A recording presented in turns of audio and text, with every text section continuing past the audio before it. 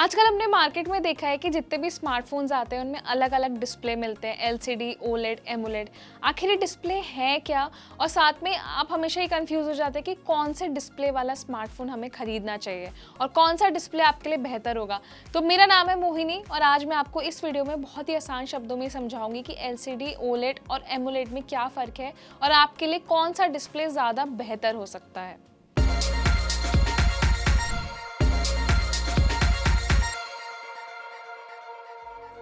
जैसे हाल ही में nothing company ने अपना एक latest smartphone nothing phone 2 Indian market में लॉन्च किया था और ये ओलेड डिस्प्ले के साथ आता है। लेकिन ऐसे ही आप देखेंगे सैमसंग बहुत सारे अपने फ़ोन्स एमोलेड डिस्प्ले के साथ लॉन्च करती है। और आपने देखा होगा जैसे मोटरोला या दूसरे जितने भी बजट सेगमेंट वाले फ़ोन्स हैं उसमें एलसीडी डिस्प्ले देखने के लिए मिलता है। तो सबसे पहले बात करते हैं कि इन तीनों डिस्प्लेज में अंतर क्या है। तो सबसे पहला जो डिस्प्ले हम बात करेंगे वो है एलसीडी। इसका मतलब है लिक्विड क्रिस्टल डिस्प्ले। और ओलेड के कंपैरेटिवली ये जो एलसीडी डिस्प्ले है ये कम प्राइस सेगमेंट में आता है, इसलिए एक रीज़न है कि इसको सस्ते स्मार्टफोन्स में इस्तेमाल किया जाता है। सो एलसीडी डिस्प्ले को एक लिमिटेड व्यूइंग एंगल के तौर पे तैयार किया जाता है और इसकी जो बैक लाइट होती है वो हमेशा ऑन रहती है। मतलब कि अगर आप अपने फ़ोन पे कोई डार्क कंटेंट भी वॉच कर रहे हैं तब भी इसकी जो लाइटिंग है वो ऑन रहती है और ऐसा आमतौर पर जो ओलेड स्क्रीन्स होती हैं उसमें नहीं होता है।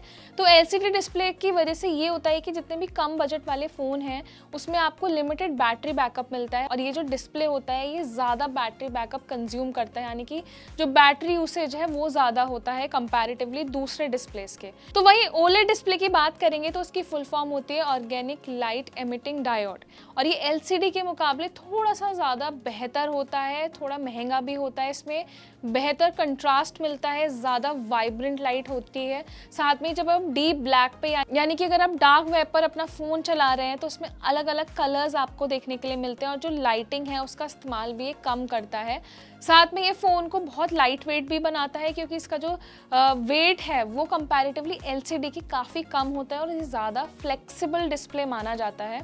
साथ में जैसे मैंने आपको बताया कि एलसीडी डिस्प्ले के मुकाबले महंगा होता है, इसलिए आमतौर पे जितने भी मिड रेंज सेगमेंट वाले फ़ोन हैं उसमें आपने देखा होगा कि ओलेड डिस्प्ले देखने के लिए मिलता है।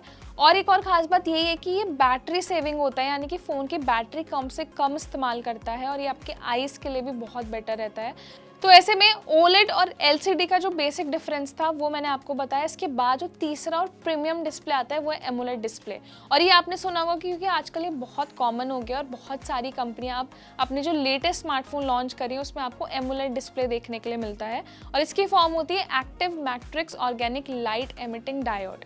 अब ये जो डिस्प्ले है ये ओलेड के कंपैरेटिवली महंगा होता है और अगर सिंपल वर्ड्स में मैं बोलूँगी तो ये ओलेड का एक एडवांस वर्जन है। इस डिस्प्ले में हर एक पिक्सल को कंट्रोल करने के लिए एक एक्टिवेट मैट्रिक्स टेक्नोलॉजी का इस्तेमाल किया जाता है। साथ में इस डिस्प्ले में हर एक पिक्सल को मैनेज करने के लिए एक स्लिम फिल्म ट्रांजिस्टर यानी कि TFT टेक्नोलॉजी का भी इस्तेमाल किया गया है।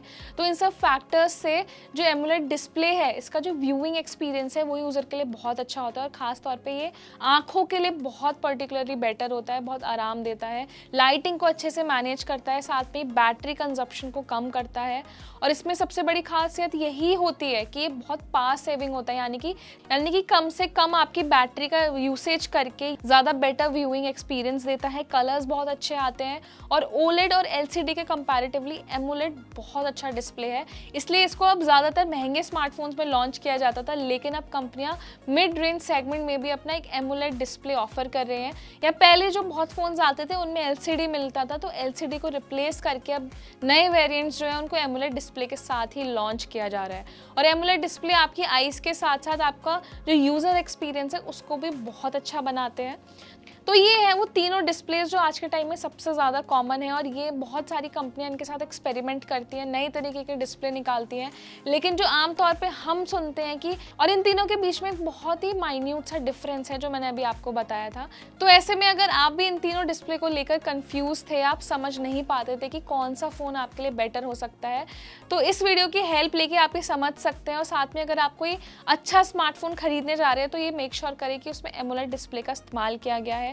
और साथ में ये अपने फैमिली और फ्रेंड्स को ज़्यादा से ज़्यादा अवेयर करने के लिए या फिर उन यूज़र्स को अवेयर करने के लिए जो कि बेसिक डिफरेंस नहीं जानते हैं डिस्प्ले के बारे में, उनके साथ ये वीडियो ज़रूर शेयर करें। ये वीडियो अगर पसंद आया तो उसको लाइक करना ना भूलें और हमारे चैनल को भी सब्सक्राइब करें।